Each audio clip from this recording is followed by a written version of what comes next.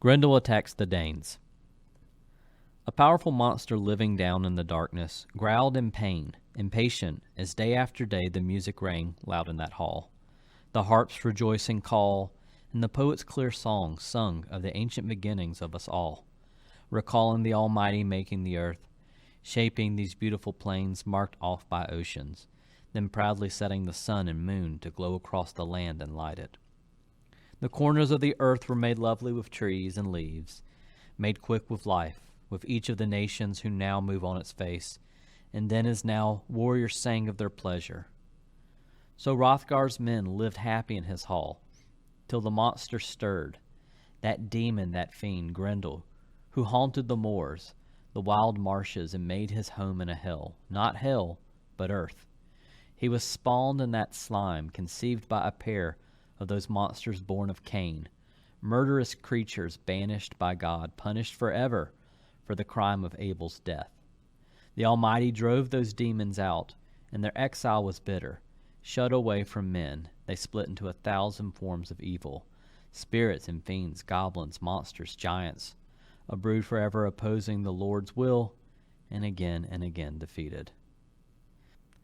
So in this first passage here, we're introduced to Grendel and the fact that he lives in this swamp, and he's an evil guy, and he lives next to this mead hall called Harrod, all right, that is occupied by the Danes that are ruled by a guy named Hrothgar, okay?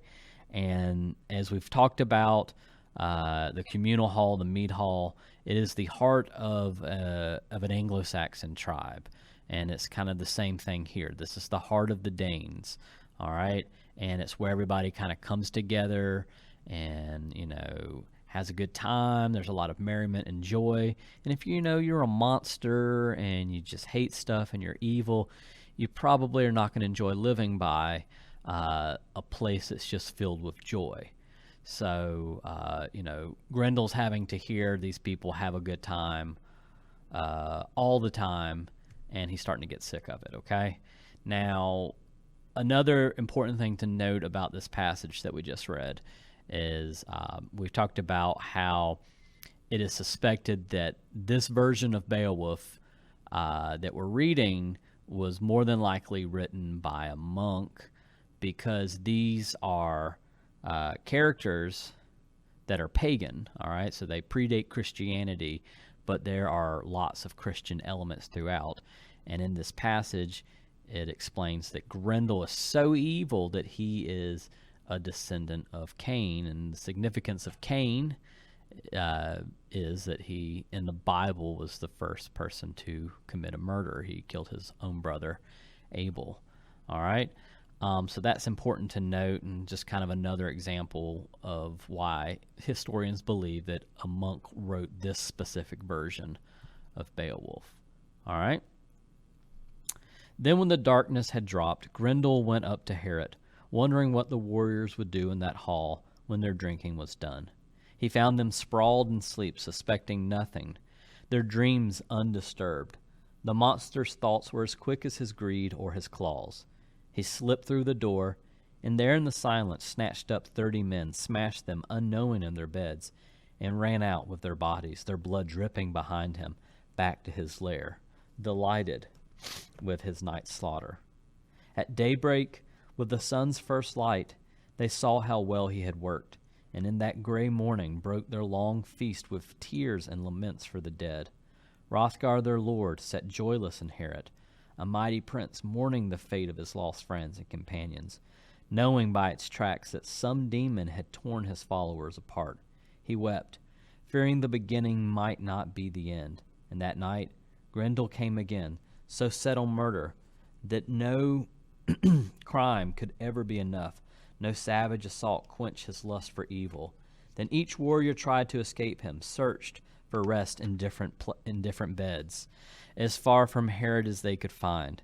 Seeing how Grendel hunted when they slept, distance was safety. The only survivors were those who fled him. Hate had triumphed. So Grendel ruled, fought with the righteous, won against many, and won. So Harrod stood emptied and stayed deserted for years. 12 winters of grief for Hrothgar, king of the Danes, sorrow heaped at his door by hell-forged hands. His misery leaped the seas, was told and sung in all men's ears. How Grendel's hatred began, how the monster relished his savage war on the Danes, keeping the bloody feud alive, seeking no peace, offering no truce, accepting no settlement, no price in gold or land, and paying the living for one crime only with another. No one waited for reparation from his plundering claws.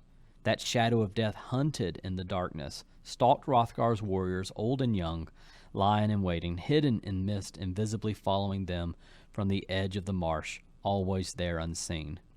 So mankind's enemy continued his crimes, killing as often as he could, coming alone, bloodthirsty and horrible. Though he lived in Heorot, when the night hid him, he never dared to touch King Hrothgar's glorious throne, protected by God. All right, so Grendel decides that he's going to see what's going on once the music dies down in Heorot. And he does just that, and he finds all these people sleeping, and because he's a monster and he's evil, he decides to, of course, eat them. And it's significant, and so he kills 15 men, all right, 15 men on his first night of murder, and he thinks, man, that went so well, I'm going to do this every day, all right? So now every night, he, when the music ends in Heorot, he goes in, kills whoever's sleeping, and goes back to his swamp, all right? Eventually, what happens is people don't want to go to Heorot anymore because, you might get eaten by a monster. Sure, there's, good times to be had by everyone involved while the music's going, but once the party's over, you could get eaten by a monster, so it's not really worth it. So eventually, this mead hall becomes deserted, all right? And as we said, the mead hall is the heart of the tribe. It's the center of the tribe. And so it really, Grendel's really hitting them where it hurts, okay? And so now this great mead hall is deserted. All right, and so 12 years have passed at this point, where every night Grendel goes into the mead hall, kills whoever's there, all right? And the only person that's safe from Grendel is Hrothgar, who is, as it says in this passage, his throne is protected by God. So he's the only Dane that's safe. Now, if only there were someone that could come and fight this monster for the Danes. Well, guys, I got some good news for you. We're about to be introduced to him, okay? So here we go. The coming of Beowulf. So the living sorrow of Healfdane's son simmered bitter and fresh, and no wisdom or strength could break it. The agony hung on king and people alike, harsh and unending, violent and cruel and evil. In his far-off home, Beowulf, Higelac's follower, and the strongest of the Geats, greater and stronger than anyone anywhere in this world, heard how Grendel filled nights with horror, and quickly commanded a boat fitted out, proclaiming that he'd go to that famous king, would sail across the sea to Hrothgar, now when help was needed. None of the wise ones regretted his going. Much as he was loved by the Geats, the omens were good, and they urged the adventure on. So Beowulf chose the mightiest men he could find, the bravest and best of the Geats, 14 in all, and led them down to their boat. He knew the sea would point the prow straight to that distant Danish shore. All right, so now we're being introduced to our hero, Beowulf, who is not a Dane. He is part of another tribe called the Geats that's in an area called Geatland, which is now Sweden. All right, so he's over in Sweden. Grendel's all the way over in Denmark. All right, and word has gotten all the way over to Geatland that there's this monster that's destroying the Danes. All right, and Beowulf, who's the strongest of the Geats, and as it says in here, the strongest of anyone in the world, hears about this and decides that he's going to go over to Denmark and try to fight this monster. Why do you think, this guy decides to involve himself in a conflict that has nothing to do with him? He's safe. The Geats are safe from this monster. He's not coming over to Geatland. He's in Denmark. He's having he has plenty of people to eat over there. So why would Beowulf go and risk his life for another tribe? And this kind of brings us to this idea of the epic hero, that, he's a big deal in Geatland, but, in order for his legend to live on, to spread throughout the land, what better way than to go over to another country and fight this monster that no one else is able to defeat, and potentially defeat him? I mean, you would be known throughout the world as one of the greatest heroes. And so, a lot of these epic heroes, they do these things for the purpose of fame, to spread their legend, if you will. They're doing it for the glory. Then they sailed, set their ship out on the waves, under the cliffs, ready for what came. They wound through the currents, the seas beating at the sand, and were borne in the lap of their shining ship, lined with gleaming armor, going safely in that oak-hard boat to where their hearts took them. The wind hurried them over the waves. The ship foamed through the sea like a bird, until the time they had known it would take. Standing in the round, curled prow, they could see sparkling hills, high and green, jutting up over the shore. Rejoicing in those rock-steep cliffs, they quietly ended their voyage. Jumping to the ground, the Geats pushed their boats to the sand and tied it in place, mail shirts and armor rattling, as they swiftly moored their ship. And then they gave thanks to God for their easy crossing. High on a wall, a Danish watcher, patrolling along the cliffs, saw the travelers crossing to the shore, their shields raised and shining. He came riding down, Hrothgar's lieutenant, spurring his horse, needing to know why they landed, these men in armor. Shaking his heavy spear in their face, he spoke. So we've got the Danish watchman, and he sees this boat filled with warriors approaching the shore, and of course he thinks these are people getting ready to invade. So he's got his spear ready, and he wants to know who they are. Whose soldiers are you? You who've been carried in your deep-keeled ship across the sea road to this country of mine? Listen, I stood on these cliffs longer than you know, keeping our coast free of pirates, raiders sneaking ashore from their ship, seeking our lives and our gold. None have ever come more openly, and yet you've offered no password, no sign from my prince, no permission from my people for your landing. Here, nor have I ever seen out of all the men on earth one greater than has come with you.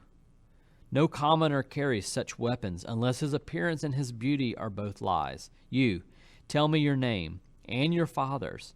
No spies go further onto Danish soil than you've come already. Strangers from wherever it was you sailed, tell it, and tell it quickly. The quicker the better. I say for us all, speak, say exactly who you are and from where and why.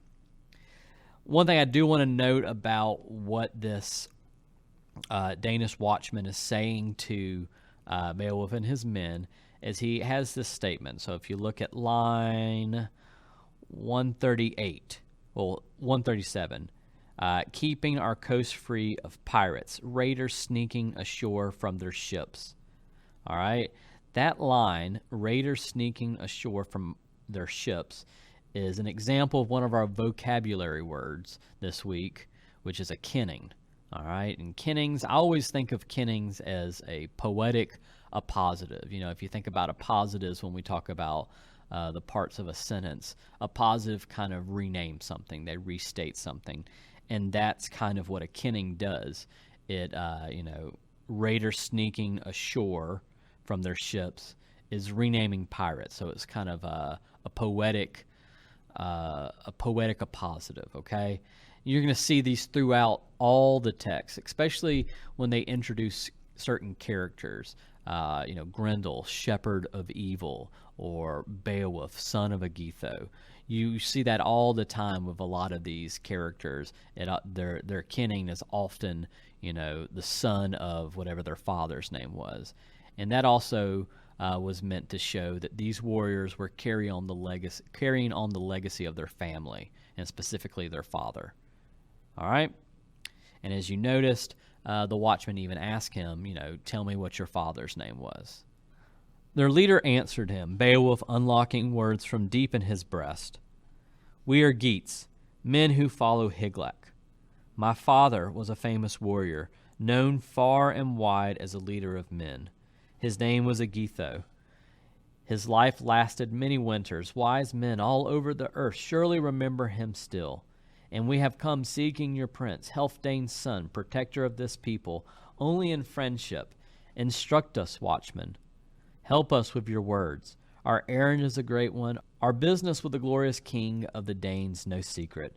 There's nothing dark or hidden in our coming.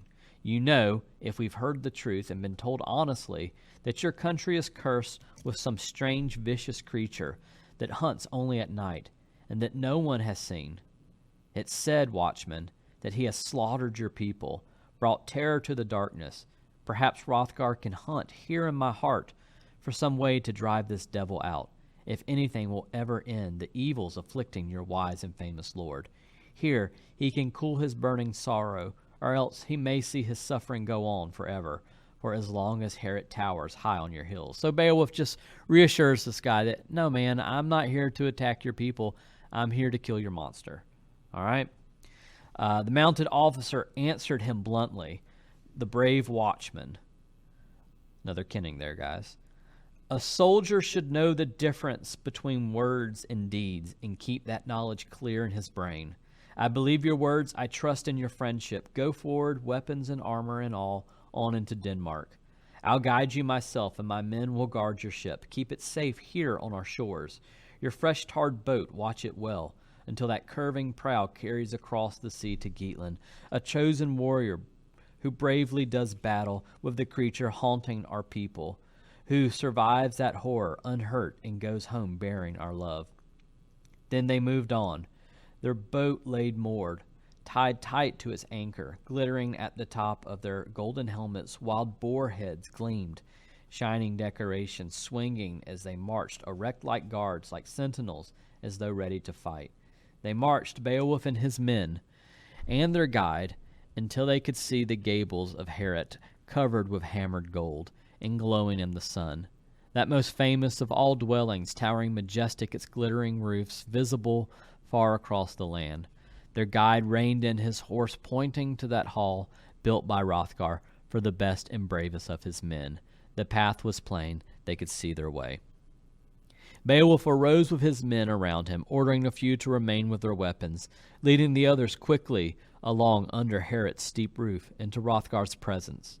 Standing on that prince's own hearth, helmeted, the silvery metal of his mail shirt gleaming with a smith's high art, he greeted the Danes' great lord. Hail, Hrothgar! Hygelac is my cousin and my king. The days of my youth have been filled with glory.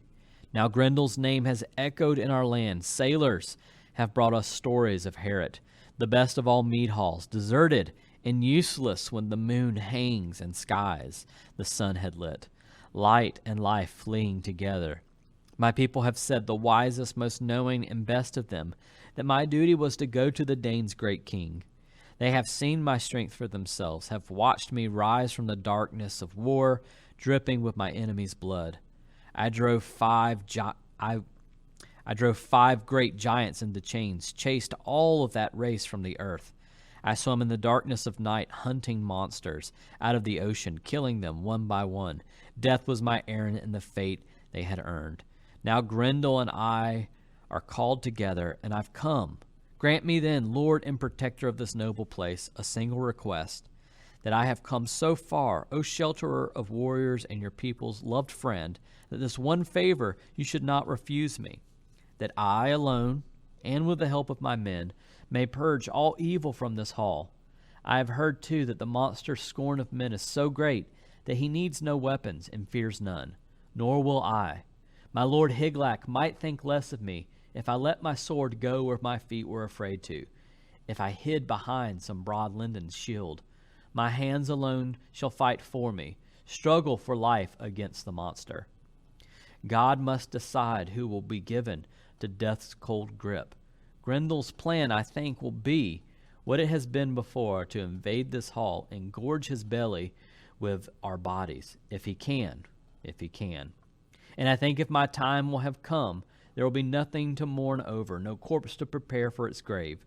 Grendel will carry our bloody flesh to the moors, crunch on our bones, and smear torn scraps of our skin on the walls of his den. No, I expect no Dane will fret about sewing our shrouds if he wins.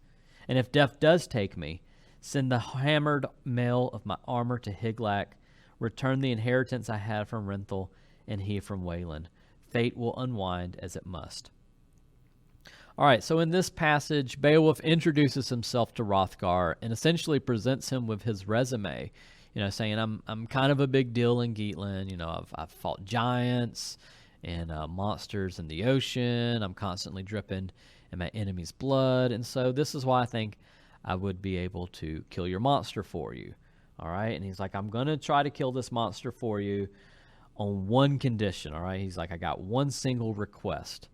And this request is that, well, it's actually two, that he alone is allowed to fight this monster, by himself and with the help of his men.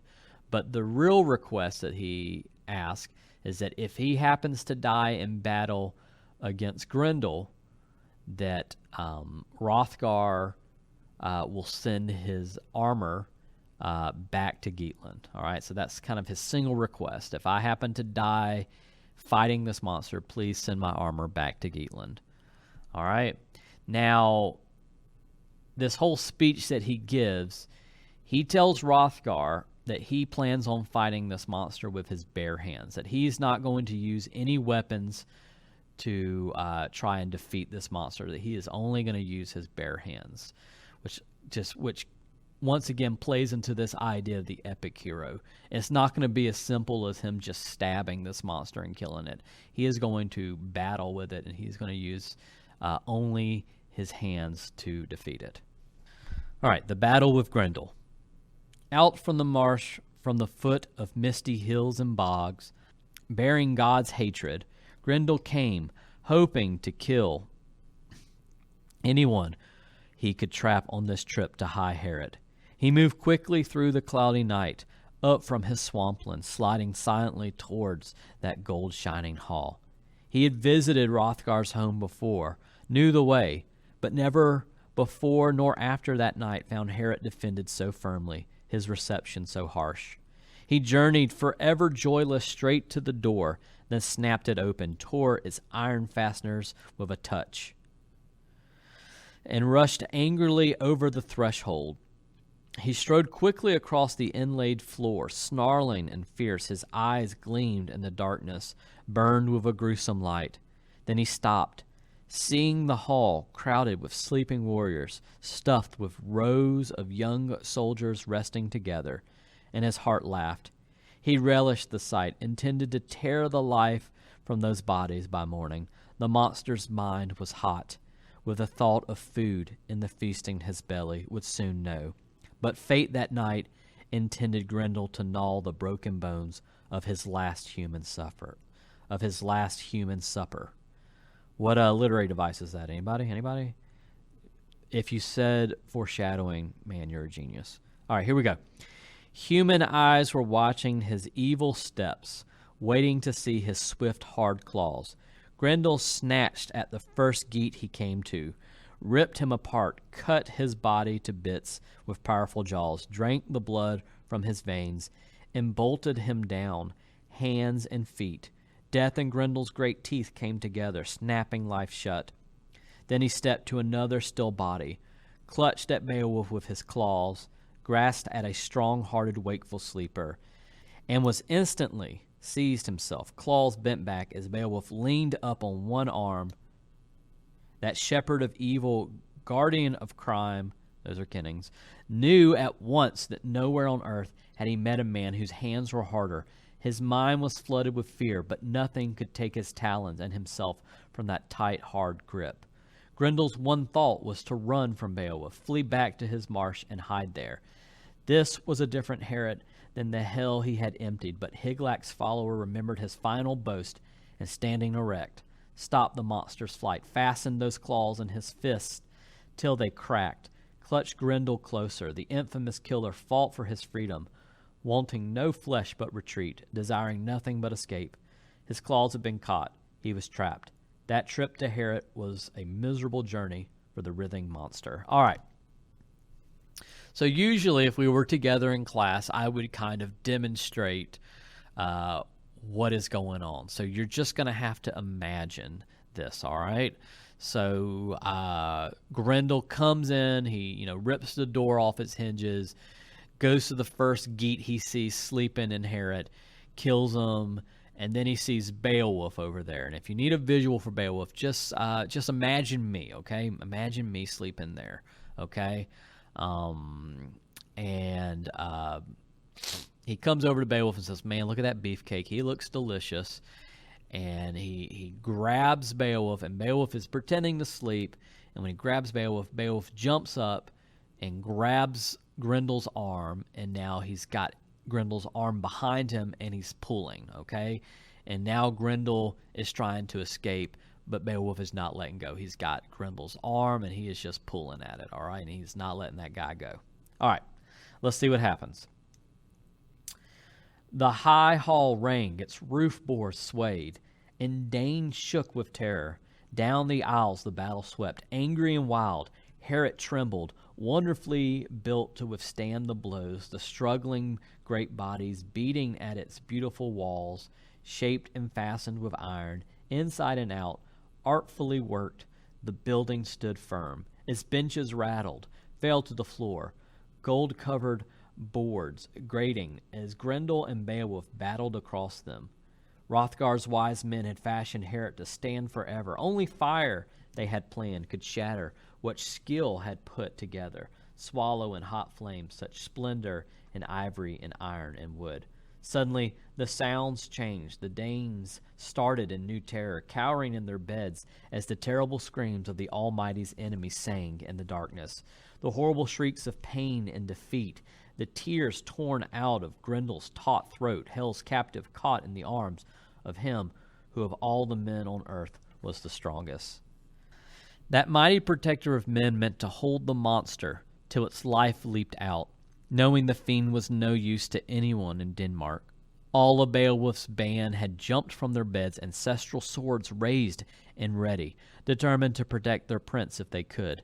Their courage was great, but all wasted. They could hack at Grendel from every side, trying to open a path for his evil soul, but their points could not hurt him. The sharpest and hardest iron could not scratch at his skin, for that sin-stained demon had bewitched all men's weapons, laid spells that blunted every mortal man's blade. So Beowulf's men, they jump up and try to help him, but it's kind of pointless because when they try to hack away with their swords, none of the swords work on Grendel. So it's a good thing that Beowulf had decided early on that he was going to fight this monster with his bare hands and not try to use any kind of weapon. And yet his time had come. His days were over, his death near. Down to hell he would go, swept groaning and helpless to the waiting hands of still worse fiends. Now he discovered, once the afflicter of men, tormentor of their days, what it meant to feud with Almighty God. Grendel saw that his strength was deserting him, his claws bound fast, Higlac's brave follower tearing at his hands. The monster's hatred rose higher, but his power had gone.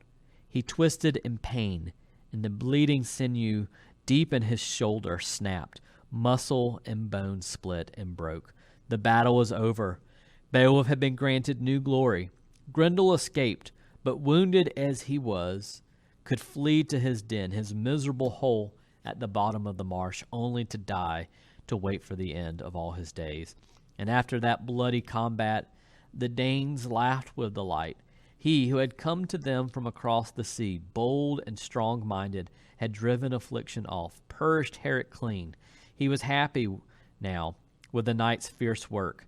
The Danes had been served as he boasted he'd served them. Beowulf, a prince of the Geats, had killed Grendel, ended the grief, the sorrow, the suffering forced on Hrothgar's helpless people by a bloodthirsty fiend.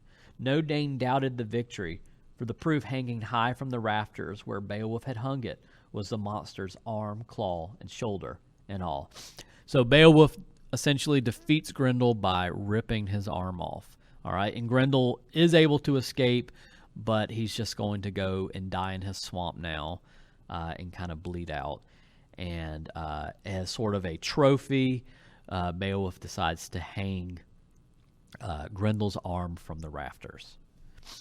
And then in the morning, crowds surrounded Heorot, warriors coming to that hall from faraway lands, princes and leaders of men, hurrying to behold the monster's great staggering tracks.